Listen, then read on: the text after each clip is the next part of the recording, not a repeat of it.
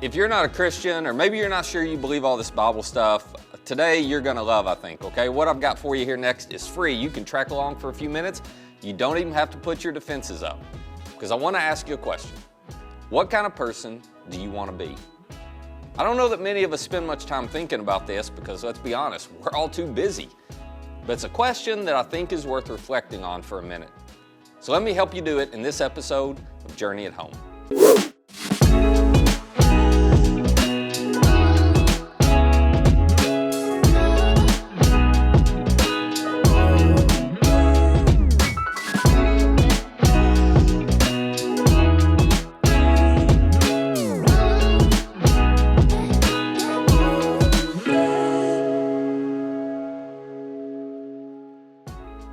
What kind of person do you want to be? That's an interesting question to think about, isn't it? So when you leave the office, when you leave the room, and your friends start talking about you, because let's be honest, we all know they do. I mean, what do you hope they say? And when you leave that big family gathering, they're all waving goodbye, you know, and they're giving you hugs. But once you've left, what do you hope they're saying about you? Or when your kids, your parents, maybe your sorority sisters, your fraternity brothers, when they mention you, what do you hope they're saying? What kind of person do you want to be? Do you realize that's really up to you? I mean, you don't have any control over what happens to you, but you have total control over how you respond to the circumstances in your life, and those choices you make eventually make you. So it's in your control. What if you decided that you were going to be an extraordinary person? Now, I'm not saying you're going to be extraordinary at something. We all know people who are extraordinary at something, but they're not extraordinary people. Okay, we've got those stories. But what if you aimed? What if you aimed for being an extraordinary human being? What if for the next week your goal was to be an extraordinary husband or wife or son or daughter or mom or dad? What if you shot for being an extraordinary employee or an extraordinary boss or an extraordinary friend? What if every time you had a decision to make this week, you asked the question, well, what would an extraordinary person do? What if your standard was not, how little can I get by with, but how good can I make this? Not what's the least I can do, but what's the best I can do?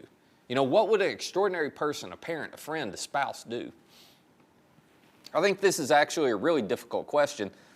I've been thinking about it and living with it for a few weeks now, and I'll be honest, I've realized that I usually know what an extraordinary person would do when I'm in a situation. But what I'm realizing is it is not what I am about to do when I ask myself that question. So I got plenty of work to do to get better at this, but I think it's worth it, and here's why. How many times do you get to live your life?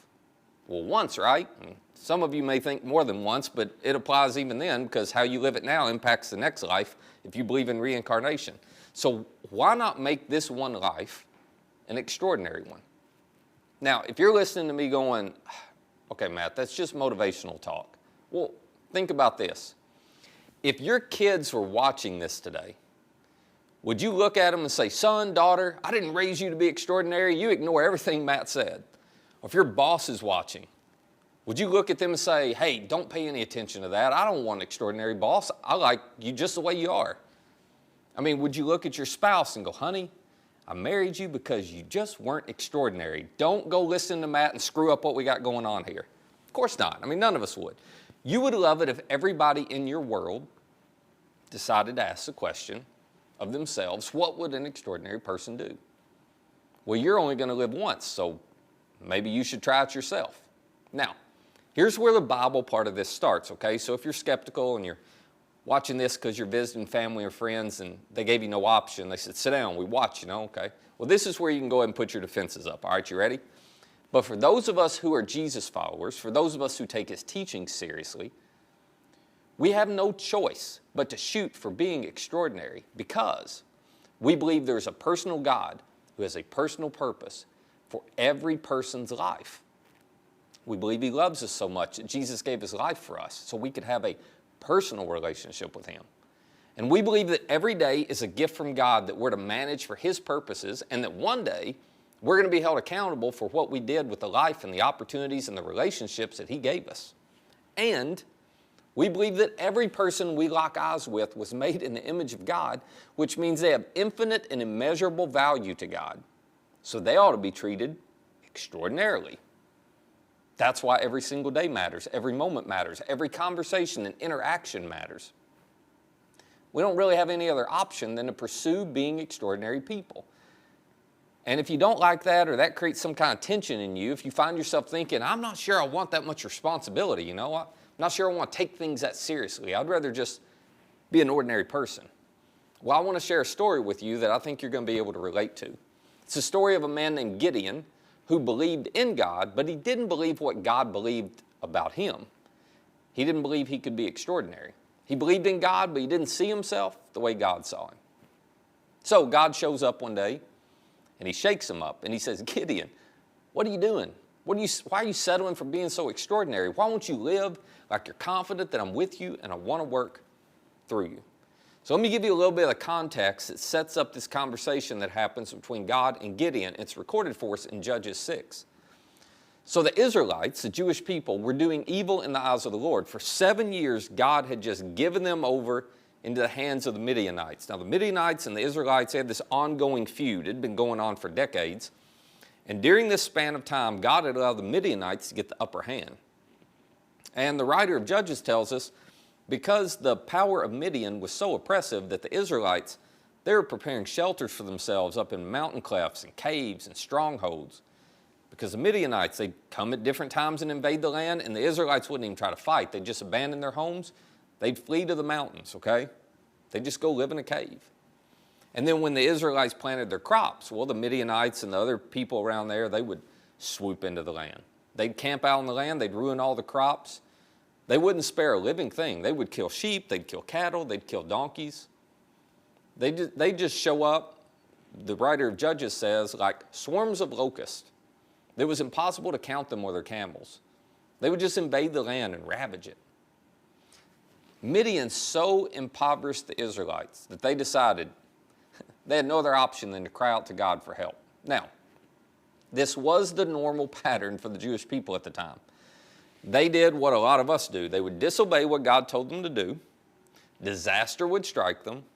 And eventually the pain got so great, they'd cry out to God to say, hey, come save us. We've all done that, right? Do you remember when your dad told you not to do that thing when you were a teenager or maybe a college student? But you knew better, so you did it anyway. And then sure enough, something happened. You had to call your dad and say, Dad, hey, I did that thing you told me not to do, and what you said would happen, happened. Now I need you to come help me, Can you come pull my car out of the ditch? Can you come get me unstuck out of this field? Can you come bail me out of jail? Well, that's pretty much what Israel was doing. They disobeyed God, and then when the pain got bad enough, they'd call on the very God that they had ignored to come get them out of the trouble they were in. And every time the Jewish people did this, guess what God did? He would accept them back and help them. Now, he wouldn't always remove the consequences of their choices. He didn't usually do that. But he'd forgive them.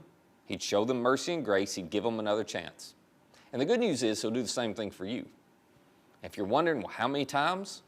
Well, as many times as you need. So anyway, the Jewish people are like, God, we screwed up. We're sorry. Please help us. And this is where we meet Gideon. So one day, the writer of Judges tells us that Gideon is threshing wheat, but he's threshing wheat in a wine press.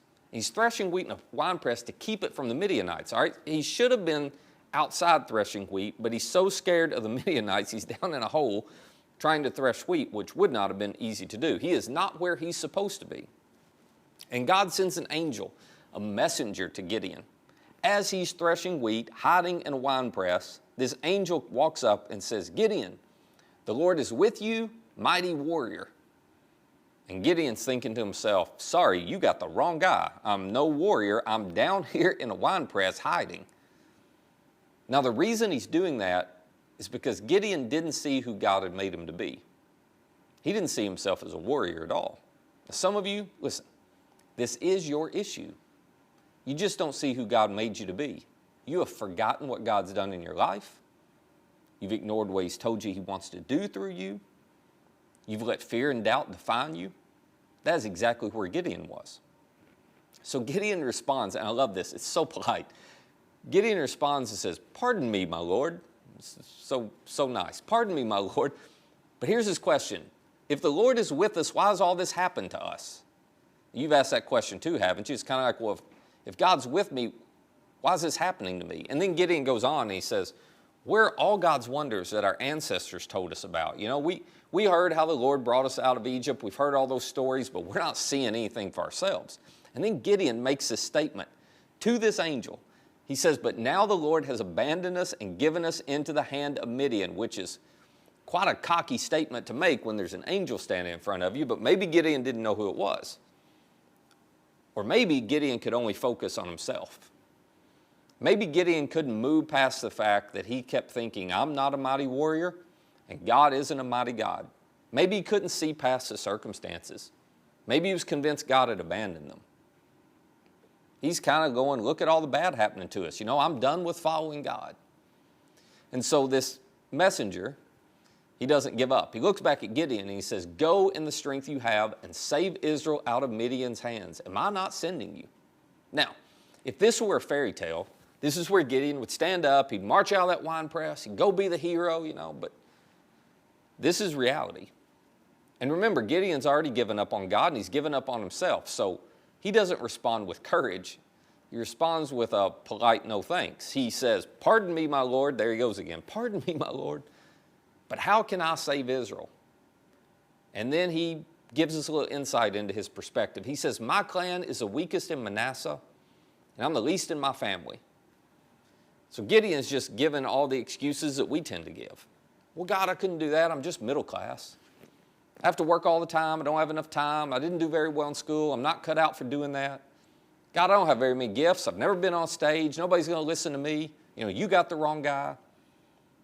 This is Gideon. He's going, I'm the least in my family. I'm the least in my tribe. There is no way I'm a mighty warrior. You got to find somebody else. And so this messenger looks back and says to Gideon, oh, I am so sorry. I must be at the wrong house. No, of course, that's not how the story goes. The messenger looks back and says, no, Gideon, I'll be with you. And you'll strike down all the Midianites, leaving none alive. Now, I don't want you to miss this. If you tuned out for a second, you know, tune back in and give me 2 minutes of your undivided attention. This is a moment where Gideon has to make a choice. Gideon, do you feel like a warrior? No. Well, you are. Nope, I'm not. Well, who are you going to believe? Are you going to believe what you say about you or what God says about you? Listen, let me explain how you probably arrived at the view you have of yourself. Your view of you has been shaped by what everybody else around you says about you. That's my guess. But here's my question. What if they're wrong? What if you've been surrounded by the wrong people? What if you've been around ordinary people and you've been listening to ordinary voices to find who you are? So you're doing what ordinary people do with their money and their dating and their marriages and their dreams. But what if God sees you differently?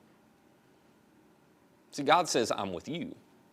The question, Gideon, and the question, business owner, and the question, president of your sorority, and college athlete, and coach, and teacher, and parent, the question for you is, will you be with God? He's with you.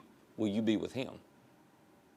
God didn't promise to give Gideon any extraordinary gift, any extraordinary talent, and he probably isn't going to promise to give you that either.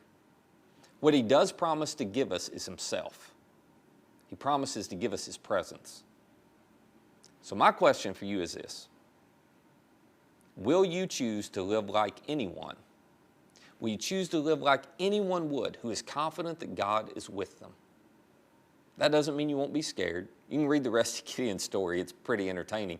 He's scared to death the entire time, but he still, in spite of his fear, he decides to start taking steps and to keep following God. He decides to believe God's with him, and his life becomes extraordinary as a result. And yours can too. So will you trust God enough to believe that he's with you? Will you choose to follow him and dare to be extraordinary? Will you do what an extraordinary person would do who is confident God is with you? My prayer for you is that you'll be able to see yourself the way God sees you. See yourself as valuable as he sees you. I mean, he was willing to give his life to pay the price for you. I mean, you're worth everything to him. So my prayer is that you'll see yourself the way God sees you, because when you do, you will begin to do what an extraordinary person would do. You'll begin to become an extraordinary person yourself.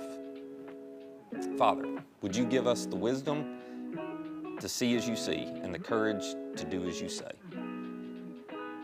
Help us to see ourselves and see the people all around us through your eyes. And while maybe we'll do some extraordinary things, most of all, help us to be like your Son. Help us to become extraordinary people. In Jesus' name, amen.